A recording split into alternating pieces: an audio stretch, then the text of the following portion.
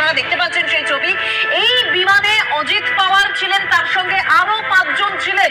শরদ পাওয়ারের ভাইপো অজিত পাওয়ার তিনি এই বিমানে ছিলেন।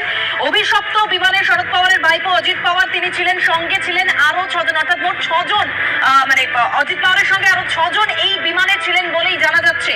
ভেঙে পড়া প্রাইভেট বিমান, একেবারে যেখানে ভেঙে পড়েছে সেই জায়গার ছবি দেখতে পাচ্ছেন। ঘটনাস্থল ইতিমধ্যেই উদ্ধার কাজ শুরু হয়েছে, এলাকায় চাঞ্চল্য শুরু হয়েছে, আপনারা দেখতে পাচ্ছেন সেই ছবি। মুম্বাই থেকে বারামতিতে যাচ্ছিলেন অজিত পাওয়ার নির্বাচনী প্রচারে। আজ তার সেখানে কিছু প্রোগ্রাম ছিল, সেই প্রোগ্রামের মতো, সেই শিডিউল মতো তিনি যাতায়াত মানে রওনা দিয়েছিলেন। এই বিমানে তিনি ছিলেন এবং তার সঙ্গে আরো 5 জন সেখানে ছিলেন বলে খবর পাওয়া যাচ্ছে। এই মুহূর্তের আর কি তথ্য, কারণ সেখানে উদ্ধার কাজ শুরু হয়েছে বিজেন্দ্র?